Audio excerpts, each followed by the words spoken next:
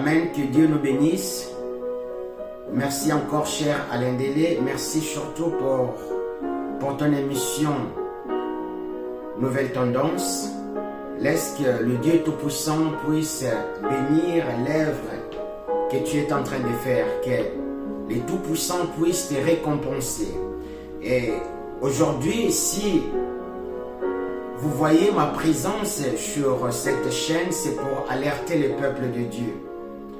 Vous savez, il m'a fallu beaucoup de temps pour que je puisse comprendre ces choses que j'aimerais nous dire cet après-midi. Alors je me présente rapidement. Je suis esclave du Christ ou encore esclave du Seigneur Jésus-Christ au nom de Shirley Loutete de Souza et j'habite précisément en Belgique, dans la commune d'Anguien et dans la province d'Hainaut.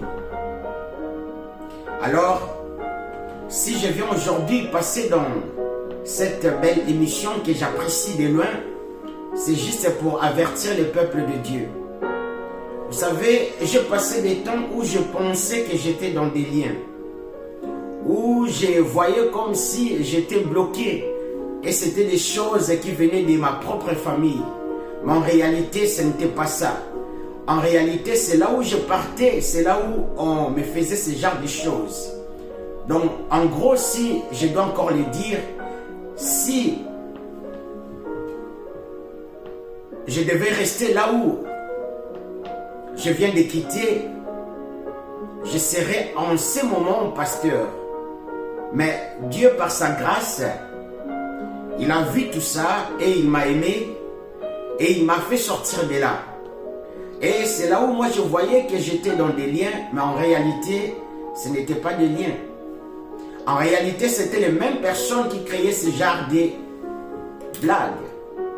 Mais aujourd'hui, j'aimerais quand même nous parler sur les liens. On voit beaucoup de gens parler des liens. Est-ce que ce message a encore sa place dans la vie des chrétiens? Comme je dis toujours, avant que je puisse parler de ce que je dois vous annoncer aujourd'hui, j'aimerais quand même faire une petite prière. Père, je bénis ton Saint-Nom, je rends ton Saint-Nom gloire et grâce. Je laisse toute personne qui va regarder cette émission entre ta sainte main. Si c'est une génération qui va te craindre, et si c'est une génération qui va se consacrer à ta parole, à te connaître, mais pas à te diluer. Dans le nom puissant de Jésus-Christ dont je suis le serviteur. Amen. Amen, que Dieu nous bénisse. Donc comme je disais tout à l'heure, aujourd'hui notre question, je vois lorsque vous partez dans plusieurs églises, on va chasser les esprits de famille, on va chasser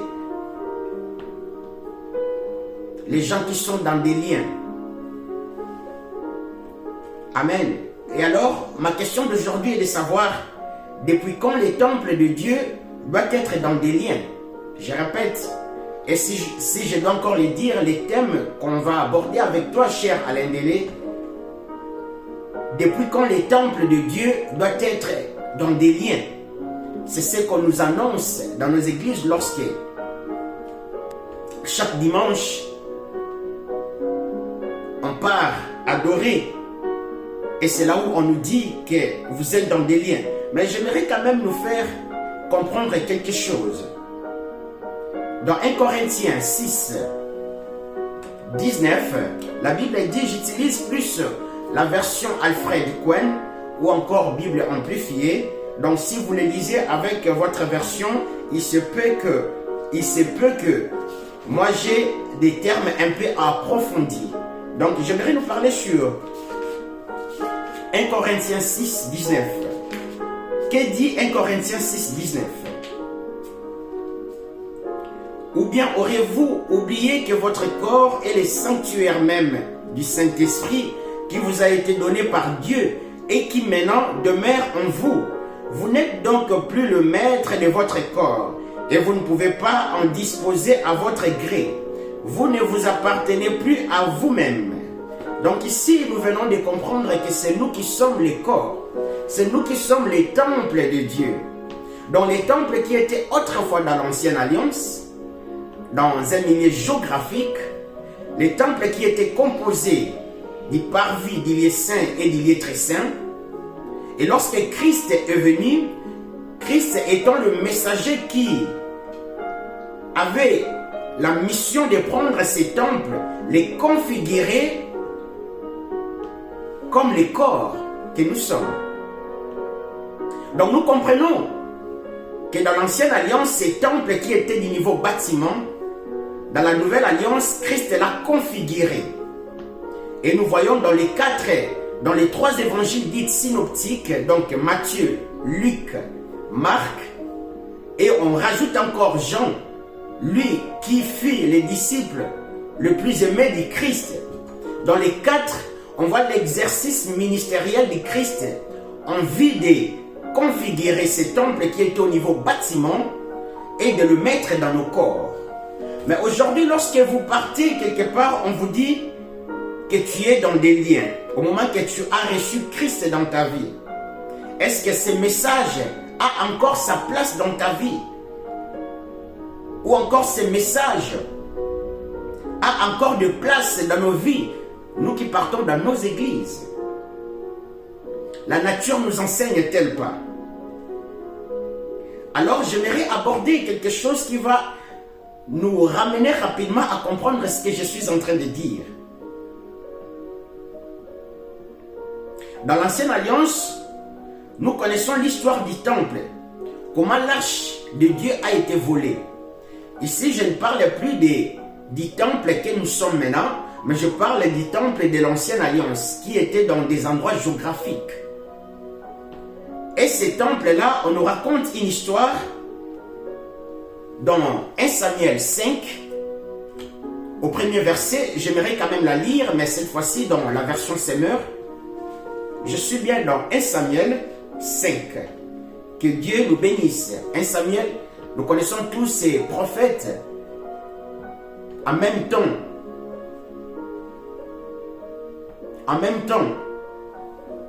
Prophète, mais lui qui exerçait aussi beaucoup de rôles en ces temps-là. Et la Bible dit dans 1 Thessaloniciens et dans 1 Samuel 5:1, après s'être emparé du coffre de Dieu, le Philistin l'emportèrent de Bénézer à Ashdod. Là, ils se mirent dans les temples de leur dieu Dagon et l'installèrent à côté de la statue d'idole. Le lendemain matin, les habitants d'Ashdod découvrirent les Dagons étendus par terre sur sa face devant les coffres de l'Éternel. Et ils les relevèrent et les remirent en place. Les jours suivants, de bonne heure, ils trouvèrent encore Dagon par terre sur sa face, devant les coffres de l'Éternel. Sa tête et ses deux mains coupées gisaient sur les seuils de la pièce. Seuls les troncs étaient restés là. C'est pour cette raison que jusqu'à ce jour, le prêtre de Dagon et tous ceux qui entrent dans son temple d'Ashdod et vit déposer leurs pieds sur le seuil. Puis l'Éternel frappa très sévèrement les Ashdodiens et le firent des ravages parmi eux en les frappant des tumeurs. Des rats apparurent dans le pays, sémant la mort et la destruction. Alors je vais sauter directement pour nous donner la conclusion de ce que je suis en train de dire. Là, ce sont des Philistins qui ont volé l'arche de Dieu. Et on voit comment Dieu le frappe. J'aimerais rapidement aller dans 1 Samuel 6, juste au premier verset. La Bible dit: pendant 7 mois, les coffres de l'Éternel furent dans le pays des Philistins. Alors les Philistins convoquèrent leurs prêtres et leurs devins pour leur demander: que ferons-nous du coffre de l'Éternel? Faites-nous savoir de quelle manière nous devons procéder pour les renvoyer dans son pays. Donc ici, je ne peux pas commencer à parler du vrai temple que nous sommes si on n'a pas encore compris les temples de l'ancienne alliance. Ici, l'arche qui était dans l'ancienne alliance, les Philistins l'ont volée.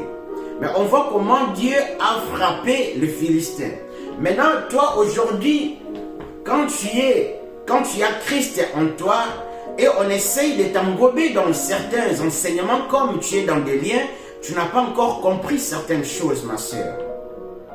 Je dis toujours, l'enseignement étant une prière efficace, et lorsque un enseignement est détourné, la personne aussi automatiquement est détournée de son Dieu, ou soit la prière de la personne est détournée automatiquement de son Dieu. Donc en gros, si je dois l'expliquer encore, je dirais ceci. Si on veut bloquer ta prière, on n'a pas besoin de t'envoûter. On a besoin seulement de te faire engober de mauvais enseignements, comme des liens. Et alors, en cherchant un peu de voir dans les actes des apôtres, comment les apôtres, les trois apôtres majeurs, ou je dirais encore les trois piliers, Jean, Jacques, Pierre, ou encore Céphas ou Simon, je prends encore l'histoire de l'apôtre des gentils, qui est l'apôtre Paul, en essayant un peu de voir du premier chapitre jusqu'au 28e chapitre, comment les apôtres ont essayé quand même de donner l'évangile. Je ne suis pas en train, ou soit je ne vois pas là où les apôtres parlent des liens. Et lorsque j'essaie un peu de voir aussi les épîtres des Romains jusqu'à Philémon, les épîtres de l'apôtre Paul, où je prends encore l'hébreu, je ne vois pas là où on nous parle des liens qu'on est en train de nous parler aujourd'hui dans certaines églises, et la majorité, malheureusement. Et c'est bizarre, c'est là où les gens partent, c'est là où se trouvent en fait des liens. Mais comment dans Jean 8,36, Christ a dit, si le Fils vous a affranchi, vous êtes réellement libre. Mais comment Christ, qui est l'image du roi qui est dans le livre d'Esther, t'a affranchi, mais l'unique qui est dans son service te remet encore dans la prison, toi qui es Esther. Vous savez, nous sommes l'épouse de Christ, donc nous sommes Esther.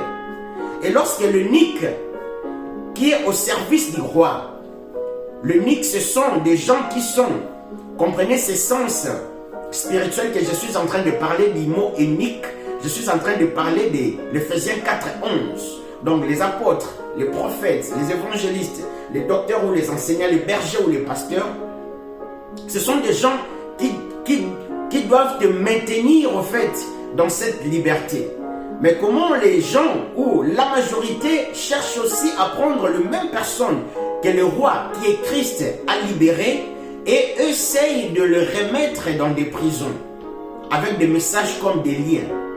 Or, n'oublions pas, j'aimerais donner quand même un exemple qui va nous faire réfléchir. Imaginons que vous êtes en bonne santé, mais vous vous dites quand même, j'aimerais quand même aller à l'hôpital faire un check-up. Et arrivé à l'hôpital, le médecin ou le généraliste te fait un check-up. Après avoir fait tous ces tests, il te dit, je constate que tu as un problème au niveau des reins. Donc tu as des problèmes rénaux. Mon frère, ma soeur, je peux te garantir, au moment où les médecins te donnent cette mauvaise nouvelle, c'est là où tu commences aussi à sentir le mal dans tes reins. On prend 10 personnes qui souffrent de maux de tête, on prend 5 personnes, donc ces 10 personnes, on leur donne des médicaments qu'il faut, donc paracétamol.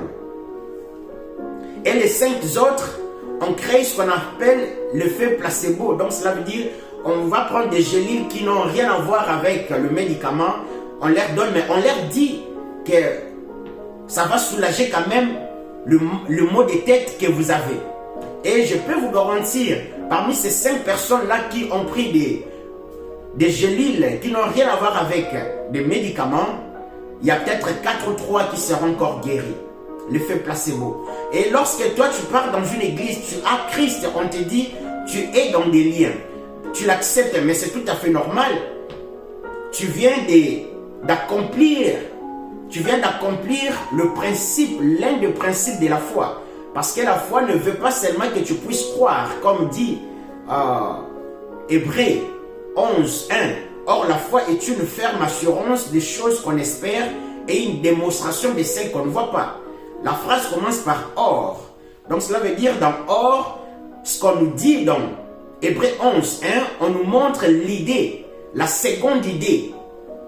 Mais la première idée de ces versets-là se trouve, la foi vient de ce qu'on entend. Donc c'est ce que tu entends et c'est ce que tu mûris dans tes pensées, dans ton âme, et c'est ce que tu réalises en fait. Maintenant la question, qu'est-ce que toi tu entends? Les apôtres ont été christocentriques. Les apôtres n'ont pas été dans des choses comme des liens, comme on voit aujourd'hui. Et c'est vraiment un évangile qui ne vient pas franchement de Christ. Je continue toujours en disant, si Dieu a frappé les Philistins, mais comment toi maintenant? Parce que nous devons savoir que Christ, lorsqu'il est venu donc accomplir ces 3 ans et demi dans les évangiles, il a configuré tout ce qui était les temples de l'ancienne alliance. Il a configuré dans l'homme. Donc on comprend que voir même toutes ces choses qui se trouvent par... On doit savoir une chose, quand on parle du temple, le temple est constitué des éléments, tels que l'autel doit être dans les temples, tel que le culte doit se faire dans les temples, tel que l'offrande doit se faire dans les temples, les actions de grâce dans les temples. Amen. Et lorsque Christ a dit, détruisez ces temples, je les rebâtirai après 3 jours. Donc cela veut dire, Christ nous a fait maintenant des temples de Dieu. Donc si dans l'ancienne alliance, ils ont volé l'arche de Dieu et Dieu les a frappés, l'arche qui était dans les temples, parce qu'aujourd'hui, nous qui sommes des temples, les temples, en nous maintenant, on a ce qu'on appelle l'arche de Dieu. L'autel ne se trouve plus à l'extérieur, parce que l'autel doit se trouver à l'intérieur des temples. Souvenons-nous, dans l'ancienne alliance, l'autel n'était pas encore dans les temples quand il n'y avait pas encore des temples. Mais lorsqu'on a eu les temples, c'est là où l'autel s'est trouvé dans les temples. Maintenant, aujourd'hui, la question est, lorsqu'on te dit construire l'autel, bâtissez ton autel, bâtissez vos autels plutôt, quel mensonge! Comment toi qui es temple, tu peux bâtir l'autel qui se trouve à l'extérieur de toi? Romains 12, 1. J'aimerais quand même la lire dans ma version Semeur, que Dieu nous bénisse. Romains 12, 1. La Bible dit, je vous recommande donc, frères et sœurs, à cause de cette immense bonté de Dieu, à lui offrir votre corps comme un sacrifice vivant, saint et qui plaise à Dieu. Ce sera là votre part de culte raisonnable. Ici, c'est la personne qui offre le culte. Or, la personne ne peut pas offrir un culte s'il n'est pas un temple. Parce que nous sommes maintenant les temples de Dieu. Et le culte doit se faire en nous. Et là où on fait le culte, il y a un autel. Donc tout devient spirituel. Ce n'est pas ce qu'on est en train de nous dire aujourd'hui. Va bâtir ton autel avec l'argent. Et je dis toujours que le plus grand autel, c'est la croix. Parce que le Père lui-même étant sacrificateur et les sacrifices étant Christ. Et c'est le seul autel jusqu'aujourd'hui qui a fait demeurer la présence de Dieu jusqu'aujourd'hui. La présence de Dieu par le Saint-Esprit. Ce n'est pas les autels d'Abraham où il devait mettre son fils comme sacrifice. Cet autel-là n'avait pas la puissance de faire descendre la plénitude du Saint-Esprit et le maintenir jusqu'aujourd'hui. Seul Christ. Alors je continue dans ce que j'étais en train de dire, parce qu'il y a beaucoup des enfants de Dieu aujourd'hui souffrent. Beaucoup des enfants de Dieu sont dans des liens. Et ils pensent réellement qu'ils sont dans des liens. Et ils pensent franchement que c'est leur famille. Au moment que ce n'est pas leur famille, c'est là où ils partent. Que Dieu nous bénisse. Donc je disais ceci. Si réellement c'est vrai, comme on vient de dire, comme on vient de lire dans 1 Samuel 5, je recommande dans nos maisons de les lire tous les chapitres. 1 Samuel 5, et on prend quand même 1 Samuel 6, du 1er jusqu'au 5e. Comment Dieu a frappé les Philistins. Maintenant, toi qui es maintenant le temple de Dieu, par mégarde, ou soit encore par une distraction quelconque, que l'ennemi t'a capturé. Mais comment ton Dieu n'arrive pas à te libérer, à frapper ces esprits-là? Parce qu'en réalité, tu es encore dans l'ignorance. Parce qu'en réalité, tu penses que tu es vraiment dans des liens. Parce que tu le penses, donc tu les crois. Parce qu'on t'a dit dans ton église, mon frère, ma soeur, j'aimerais déjà te dire, c'est vrai, ici, je ne suis pas en train de dire que les liens sont faux, non. Lorsque tu n'as pas Christ, c'est tout à fait normal que tu sois dans des liens de péché. Mais quelqu'un qui a reçu Christ d'une manière authentique ne peut plus rester dans des liens. Alors, si tu es dans une église où tu as fait 5 ans, on te parle toujours des liens et tu es toujours en captivité, mon frère, ma soeur, sors. Tu ne sers pas Christ.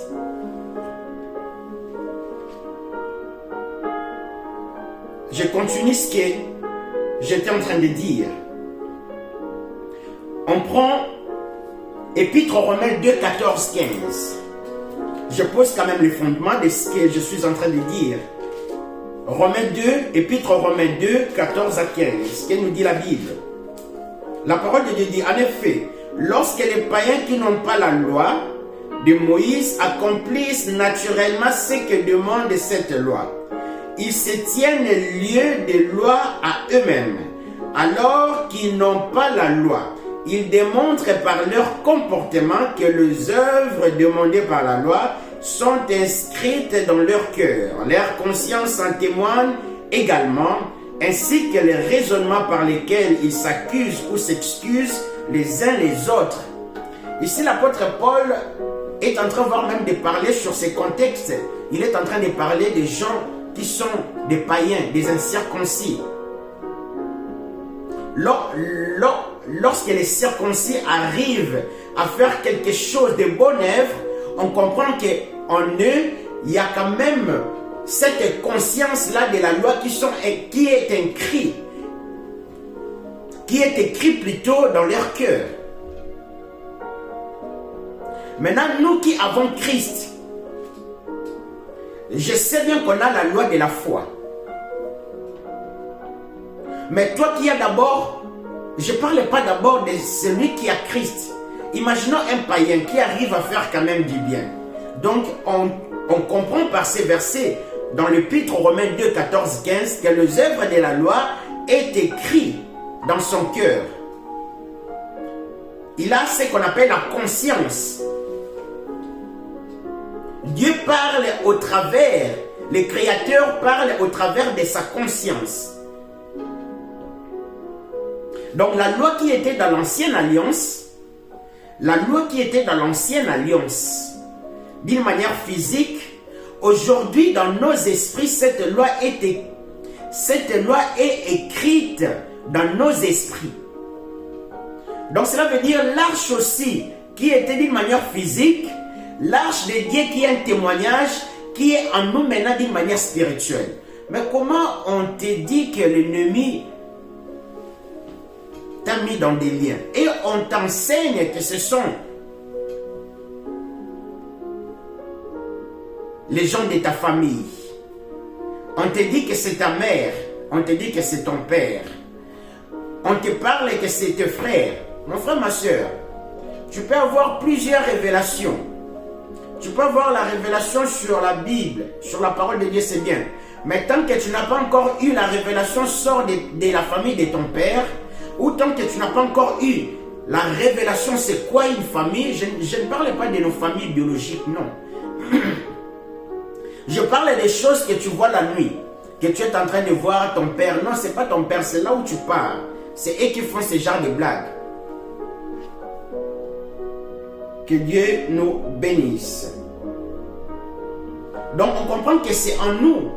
Nous avons en nous ce qu'on appelle l'arche. Nous avons en nous l'autel.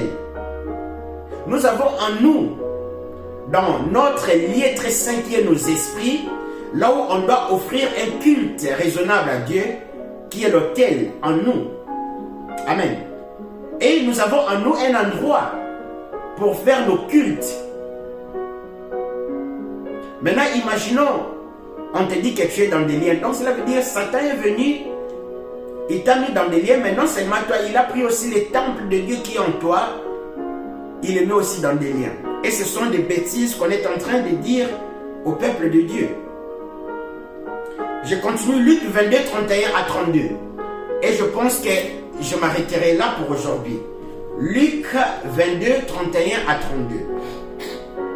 Ce verset qui est beaucoup interprété par les gens comme réclamation. Et c'est parmi les versets lorsqu'on veut mettre encore des gens dans des liens. Lorsqu'on veut encore asservir ou mettre des gens dans des liens sataniques, on leur annonce ce genre de versets. Alors j'ai pensé quand même de le prendre. Luc, évangile de Luc 22, 31e verset jusqu'au 32e verset. Que Dieu nous bénisse. La Bible dit, ici c'est Christ qui s'adresse à Simon qui est Céphas, en même temps qui est aussi Pierre. Alors Christ dit, Simon, Simon, faites attention, Satan vous a réclamé pour vous passer tous au crible, comme on secoue le blé pour les séparer de la balle. J'aimerais d'abord m'arrêter là.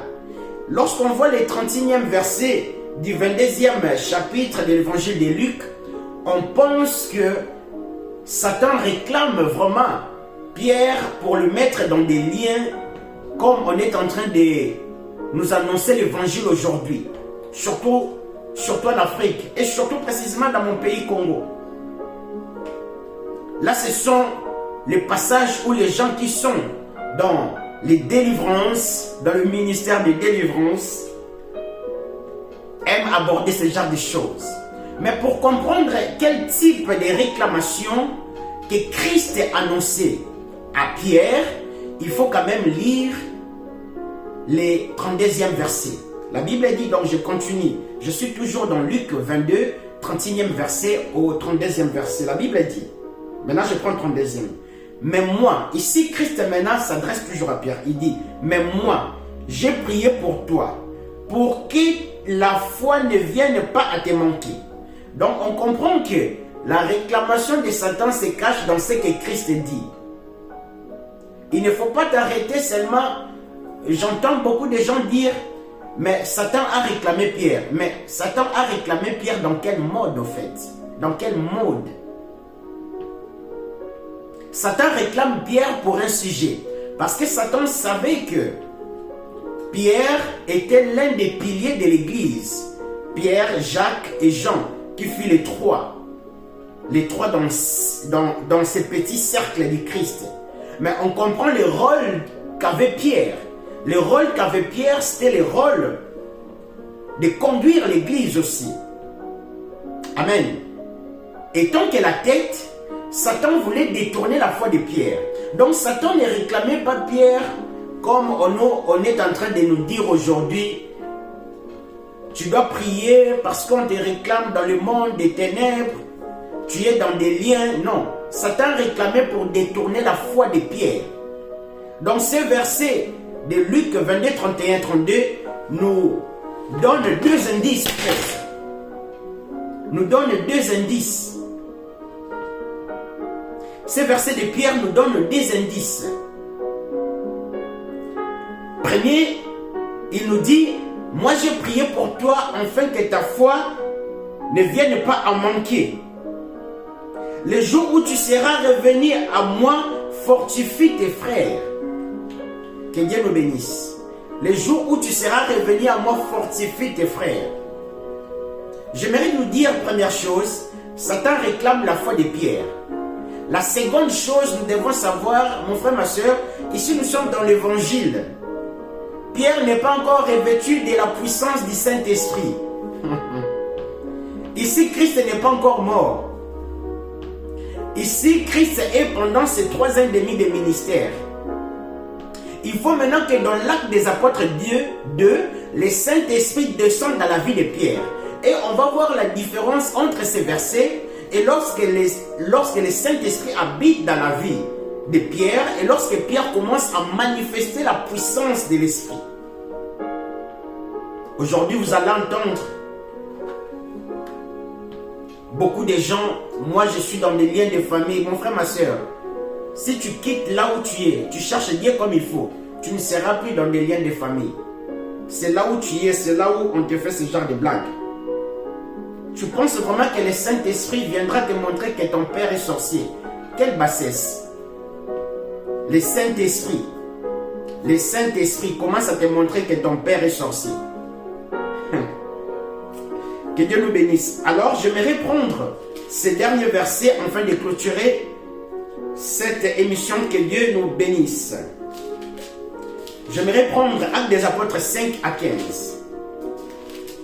La Bible dit: on allait jusqu'à porter les malades dans les rues, où on les déposait sur des lits ou des civières pour qu'au passage de Pierre, son ombre au moins couvre l'un d'eux. Ici, on est en train de voir la même personne que Christ a dit: Pierre, j'ai prié pour toi afin que ta foi ne vienne pas à manquer.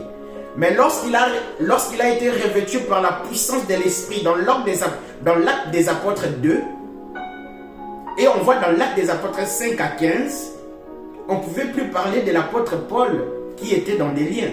Donc lorsque tu entres dans une église, donc on comprend que l'apôtre Paul dans les évangiles 22, Luc 22, 31 à 32, l'apôtre Paul était encore dans son exercice.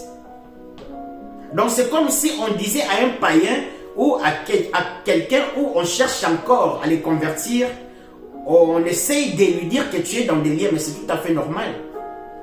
Mais quelqu'un qui est mature spirituellement, qui est habité par le Saint-Esprit, on ne peut pas lui dire que tu es dans des liens.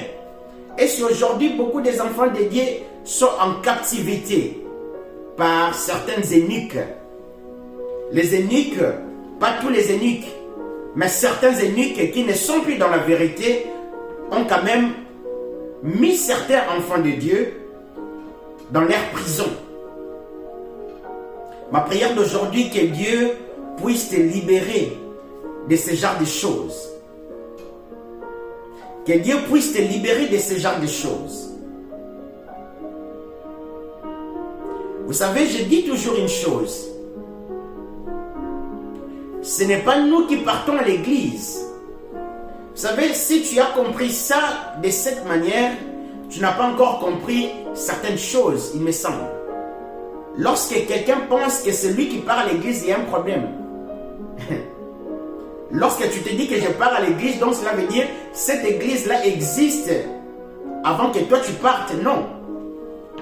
En réalité, c'est nous qui sommes des églises.